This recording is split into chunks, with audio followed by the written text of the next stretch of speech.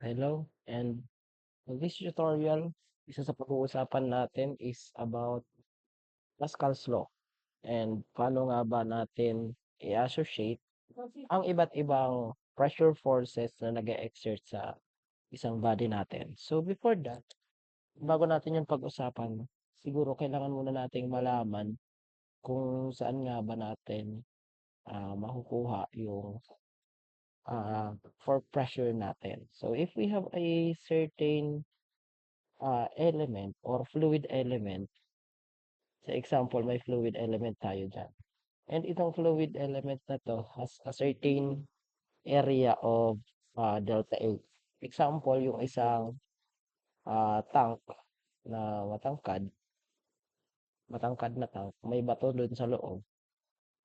So, di ba, yung fluid natin, if may fluid dyan sa ibabaw, yung fluid natin will exert forces all throughout this certain area. So, kukuha tayo ng differential area dyan sa loob, we can say na yung fluid will exert forces dito sa area na to at a direction of perpendicular to that area. So all throughout that certain fluid element natin and naka-perpendicular dyan, dito sa part na yan, ayan, ganyan.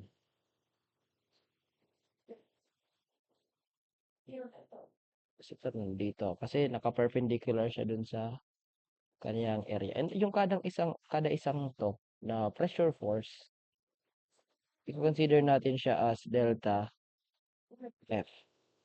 Okay? So, all throughout dun sa area natin, since yung fluid is naka-paikot dito sa differential area natin. So, all throughout this area, may nag-exert na pressure dito. So, pag tinake natin yung summation of all delta forces or delta F natin with respect to that area, A, delta A, and tinake natin our limit as our delta A approaches to zero or almost sobrang liit. Pag pinaliit natin ng pinaliit, ito yung basic definition natin ng pressure. So, di ba, ang unit ng force is in Newton. Ang unit ng force is in Newton. Meanwhile, ang area is naka-meter squared. So, therefore pala, ang unit ng pressure is in Newton per second squared or in Pascal. Pascal. Okay. So, ano nga ba yung, sabi natin, merong dalawang possible force na tatama dun sa fluid natin. Unang force is if force is parallel to the fluid area. Anong mangyayari kaya sa tingin natin kung ang tatamang force is parallel to the fluid area? Ito yung sinasabi natin na kung i-consider natin na area is this one, is itong area na to, and may tumama na fluid force dyan, parallel to that area, di ba ang nangyayari is, yung gradient natin, nagkakaroon tayo ng gradient, yung pa ganyan. Yan. So therefore, may kinalaman ito sa shear stress na meron doon sa fluid natin. And sabi natin, when we say shear stress, it is always associated with the viscosity. Viscosity ang may kinalaman kapag ang force natin is parallel doon sa fluid area. Meanwhile, if yung force natin is perpendicular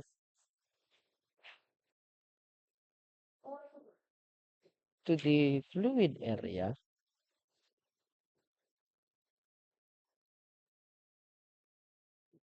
ito naman is the compressive stress and it is associated by the pressure. Basta tandaan natin na kapag ang force is parallel, palagi itong merong velocity or gagalaw yung fluid natin dito. Kasi nga, may scrape yung nandito sa different layers of the fluid.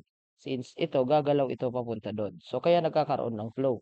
But kapag ka naka pressure, nandiyan, perpendicular naman dun sa area, is ito is pababa yung tulak ng fluid natin. So, therefore, with respect to that area, kung perpendicular lahat ng pressure forces natin na naandyan, ang mangyayari is magkakaroon to ng static equilibrium or at rest yung fluid natin. Our fluid is at rest. So, yun ang kailangan natin na tandaan na pagkakaiba kung ang force natin is parallel or perpendicular. Now, ang Pascal's law, pag sinabi nating Pascal's law,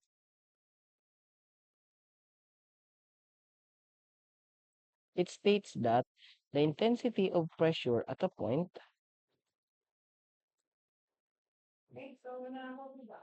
Pascal's law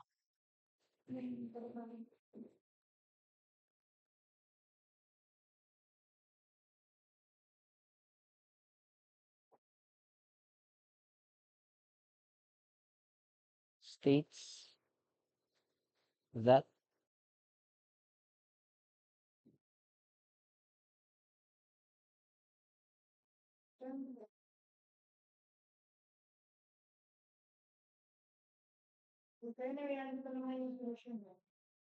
the intensity of pressure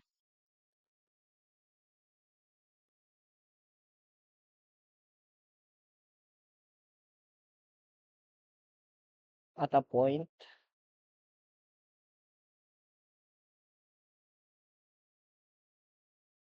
in a static fluid, okay, so may sinabi dyan na static yung fluid natin, is equal in all the directions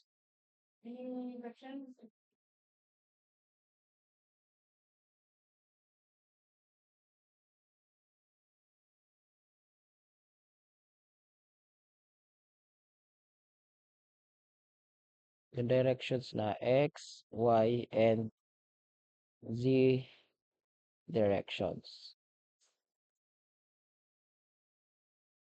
Or, pwede rin natin sabihin that the Pascal's law, the intensity of pressure at any point in a liquid, the intensity of pressure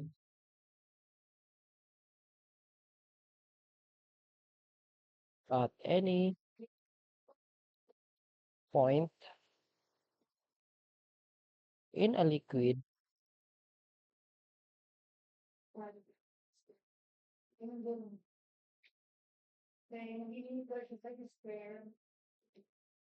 is the same in all directions. So, almost parehas lang naman ang definition ng dalawang yan. Pero mas maintindihan natin yan kapag pinag-figure out natin. Okay. Say example, we have here a triangular fluid element.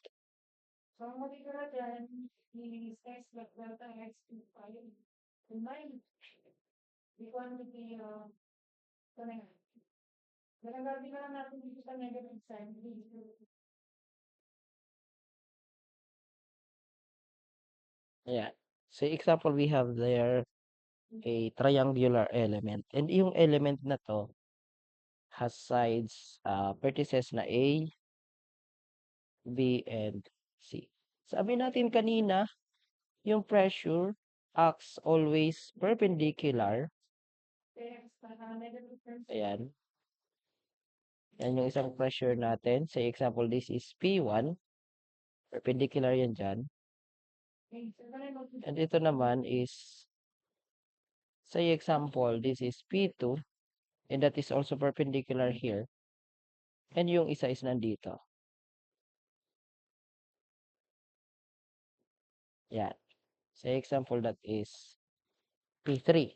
So, perpendicular din siya dyan. And ito, meron tayong certain angle theta na andyan.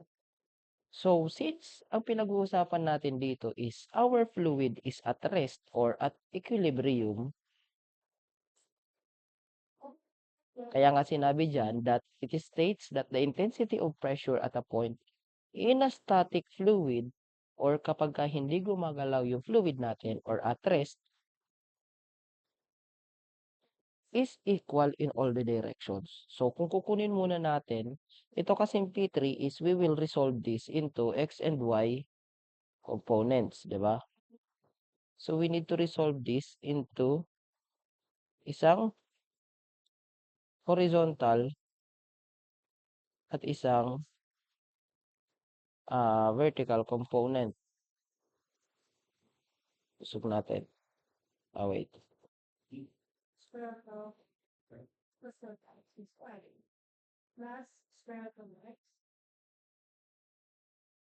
Yan.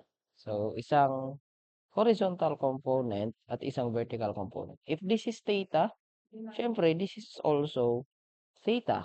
Itong naan dito. So, kung titingnan natin, papalitan natin ng kulay para malinaw. We will resolve this into two components. Itong P3, isang horizontal, ayan, at isang vertical component. So, i-resolve natin yan. So, therefore, kung theta yung angle natin dito, of course, this angle is also in theta. So, therefore, we can say na itong horizontal component na to, based sa, kung i-analyze natin siya sa geometry, that is equal to the P3 times the cosine of theta. Meanwhile, ito naman, kung i-resolve natin to by using statics, this is equal to the P3 sine of theta. Nandito kasi yung angle ko eh. Pero kung nandito yung angle natin, theta, ito yung magiging consider natin. Example, this is beta pala. Ito yung consider natin na beta. Pero parehas lang din naman yan.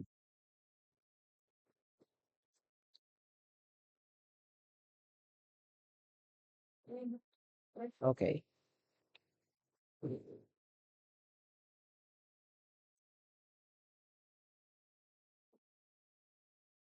So, continue tayo.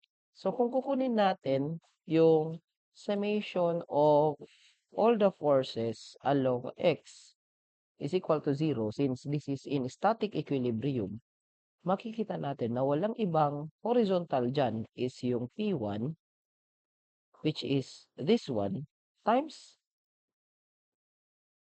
wait, bago pala yon, 'di ba? Sabi natin kanina, the pressure is equals to the delta F over A natin. So, kung i-consider kasi natin ito as three-dimensional, ayan, three-dimensional siya. O, ganyan.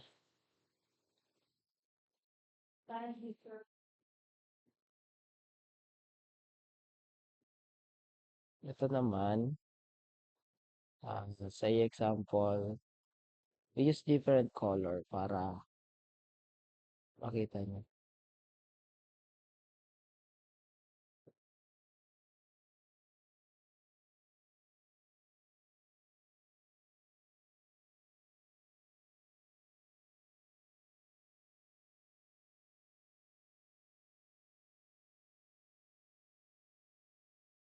Para ma-consider natin kung ano nga ba yung area na ilalagay natin dito.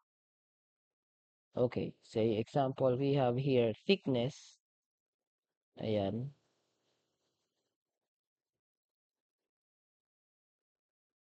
And ito rin, pa ganyan. And ito naman, nandun sa kabilang side.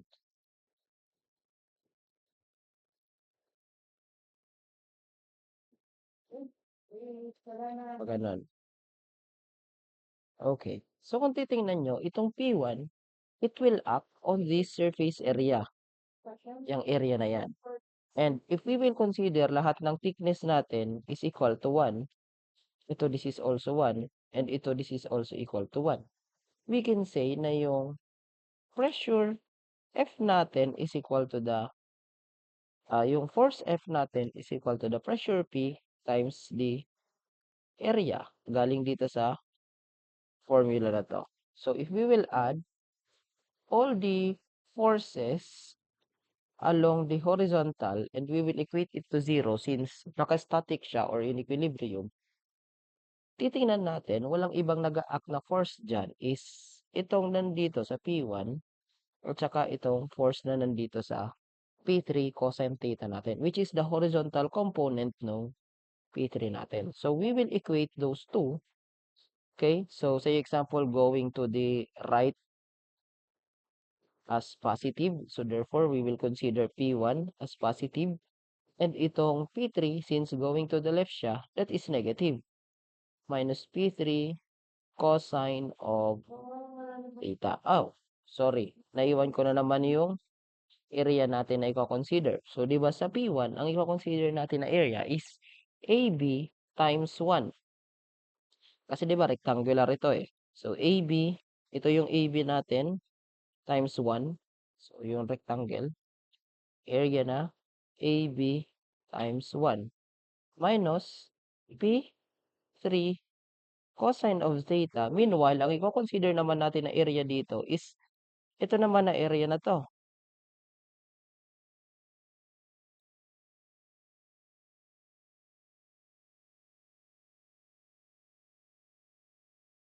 Kung saan ang area na yon is equal to A times C, AC times 1,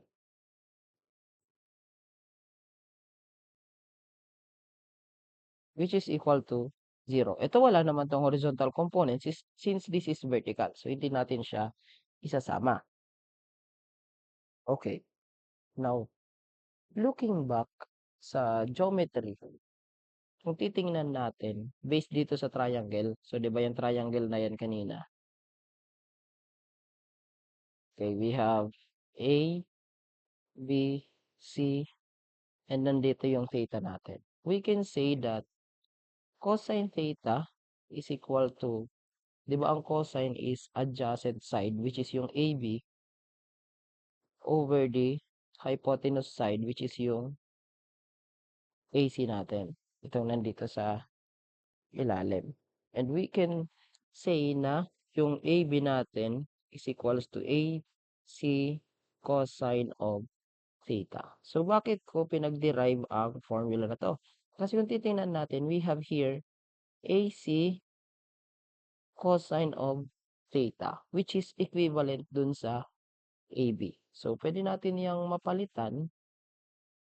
Palitan na natin itong AC cosine of theta ng AB. So, ang mangyayari magiging P1 times AB, yung 1 di ko na isusulat, minus P3 times this AC cosine theta is equivalent to AB, which is equal to 0. Since parehas may AB dyan, if I will divide all sides by AB, maka-cancel out. So, matitira na lang is P1 minus P3 is equal to 0. Or simply, P1 is equal to P3.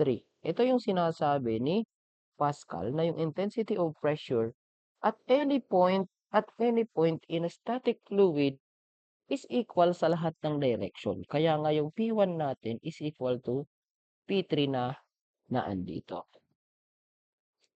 So, at the same time, kung i-consider naman natin yung summation of the forces vertical is equal to 0, ang mga vertical forces naman na meron tayo dyan is P2, okay, times yung area na ito, which is yung BC times 1. So, B times C times yung thickness na 1 minus yung vertical component ng P3 natin, which is P3 sin theta times yung area na A times C, AC times 1. So, that is equal to 0. Ito wala namang vertical component, so no need nang isama. Ito naman going up to be positive. Kaya positive yung P2 at saka negative yung P3 natin since pababa yung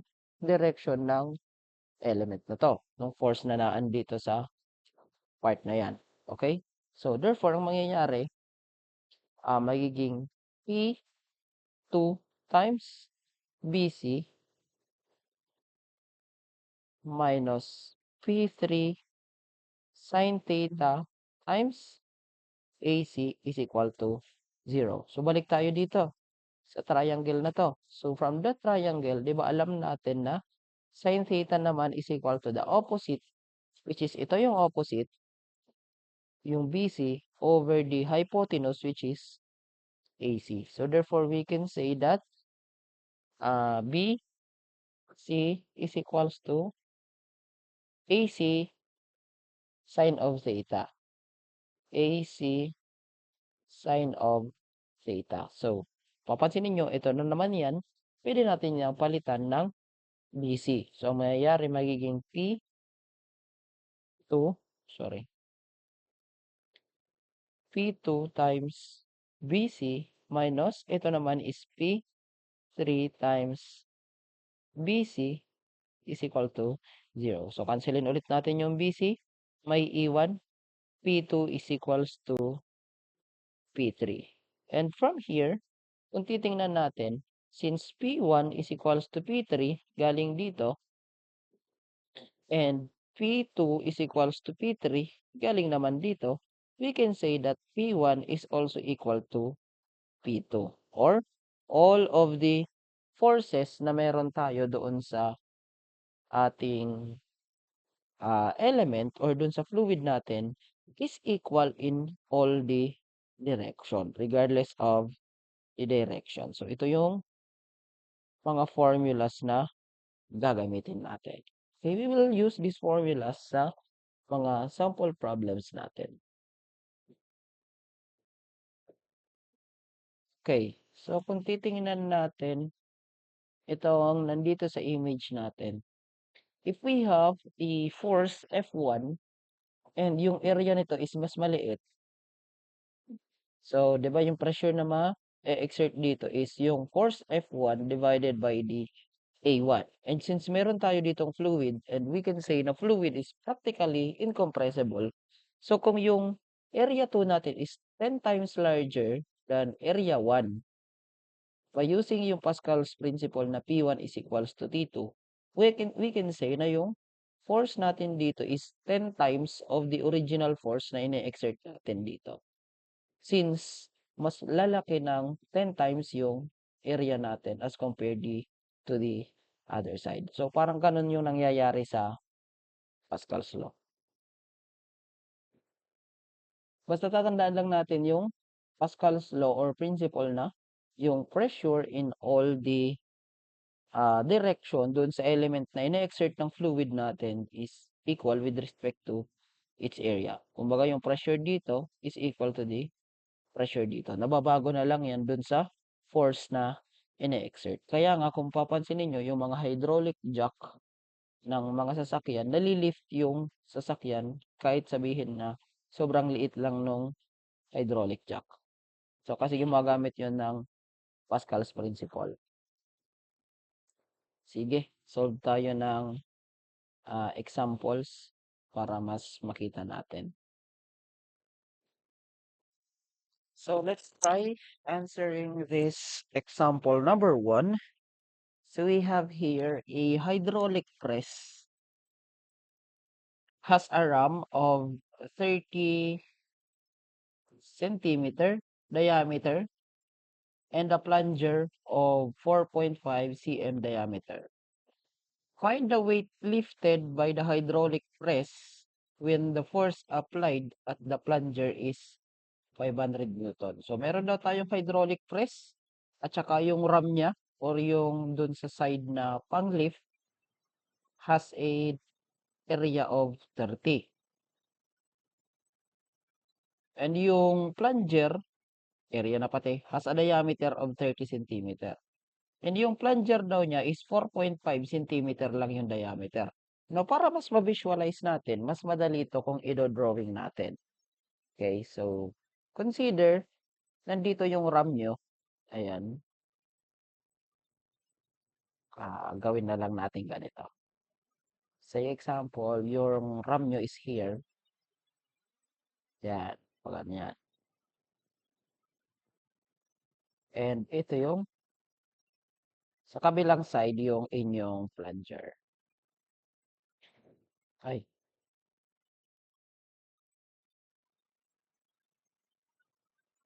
okay.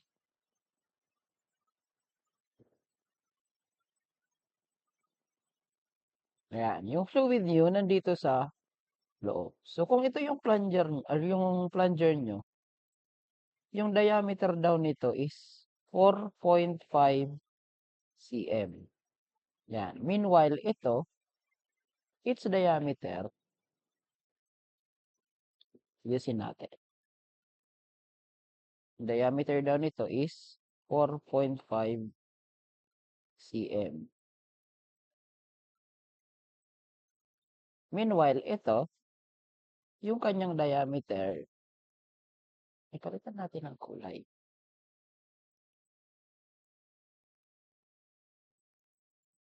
4.5 cm.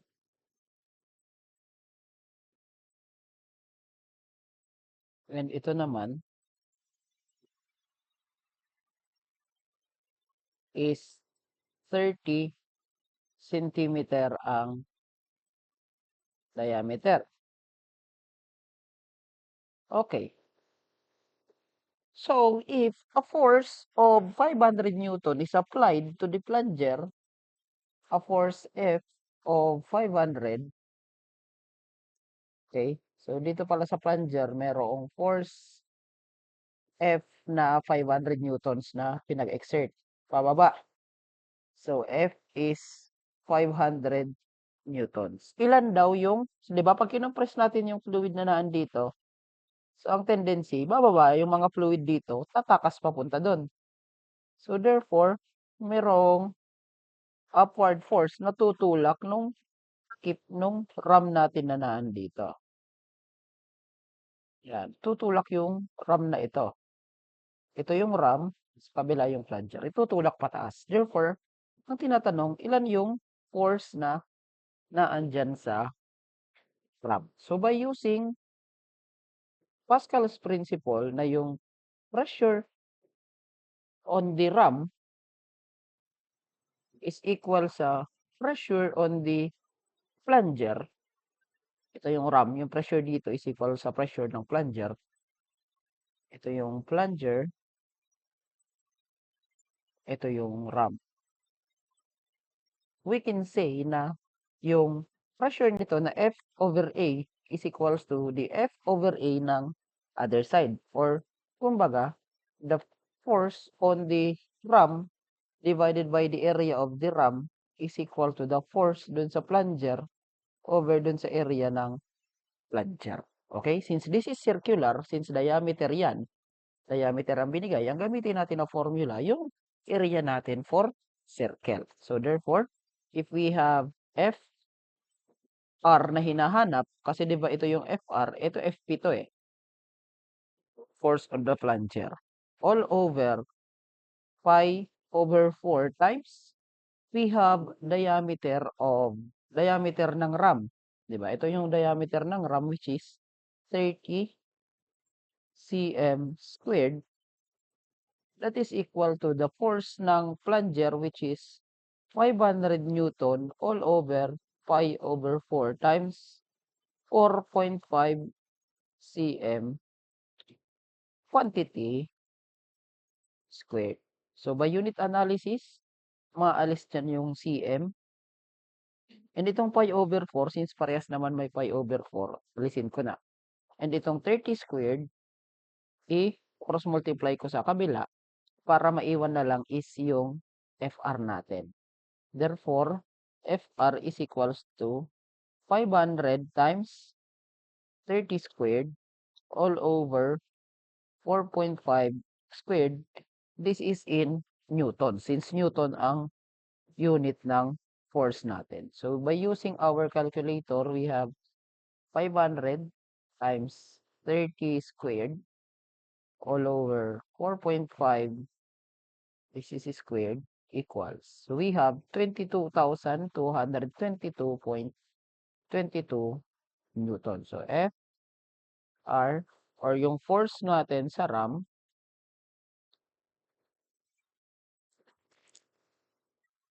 force applied or exerted by the ram is equal to 22,222.22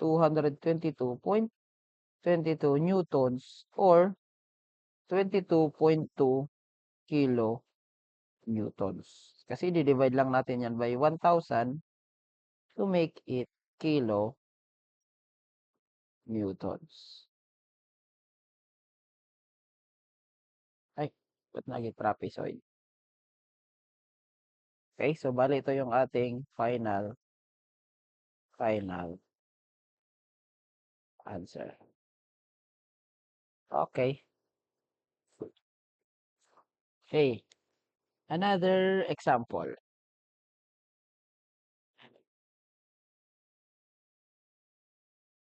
Okay, another example.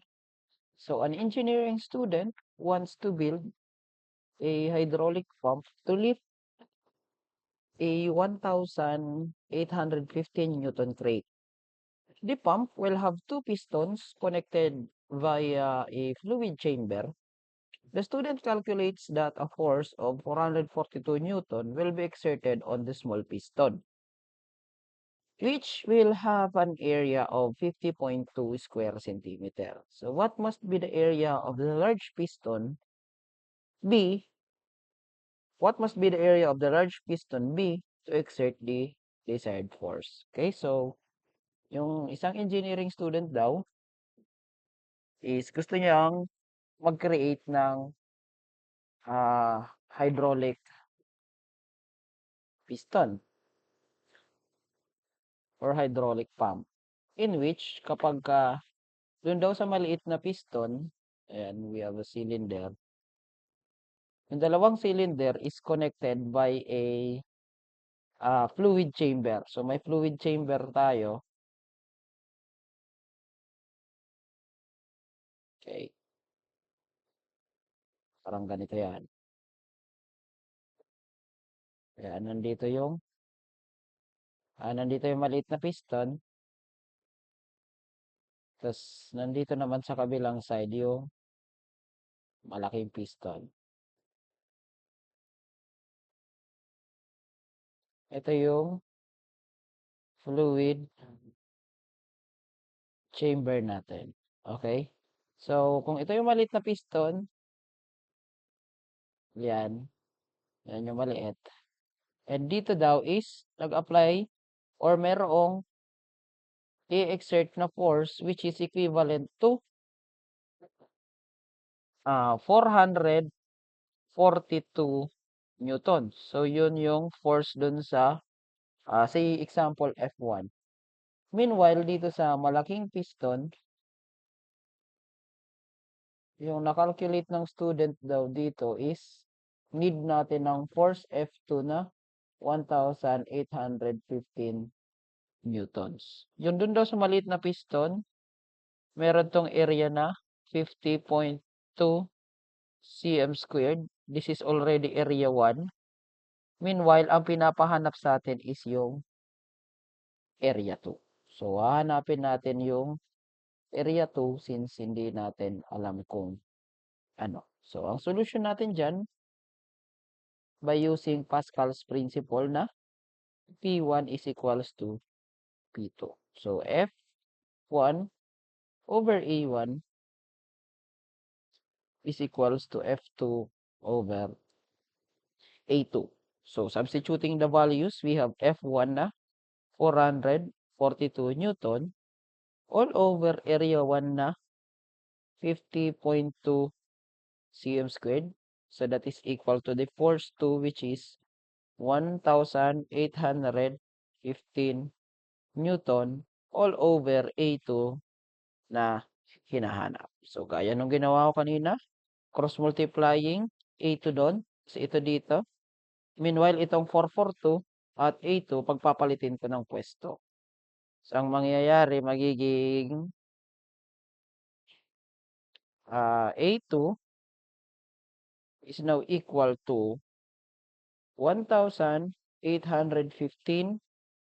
newtons times 50.2 square centimeter divided by 442 Newton. So, makakancel yung Newton. Makukuha natin yung area square natin, which is calculator 1815 times 50.2 divided by 442. Makukuha natin yung area niya na 206.13 or 14 approximately cm squared. So, ito yung hinahanap sa problem natin. Now, kung diameter naman, example, diameter ang pinapakuha, ito, gawin na lang natin na equal to sa pi over 4 d squared. So, yung answer, simply equate to pi over 4. Ay, sorry. This is pi. Shift pi over 4 times alpha x squared.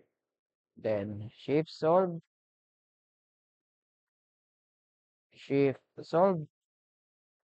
press equal, makukuha natin yung sagot natin. Okay, very canon na 16.2, yung diameter niya is 16.2 centimeter. Yan yung diameter ng piston na required sa atin. So, yan yung mga sagot natin for Pascal's principle. So, you may try answering these sample problems and gawin natin siya as your assignment siguro. Pwede naman yan.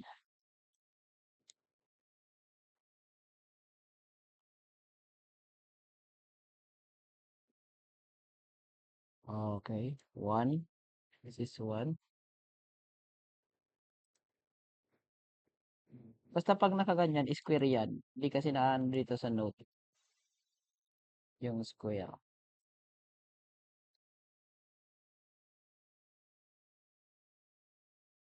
Tatlo siguro. Ayan. Yan yung pangalawa. Oh. Ayan dito ang pangatlo.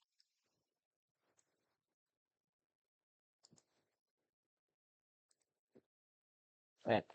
So, ayan. Bali, yan yung assignment nyo.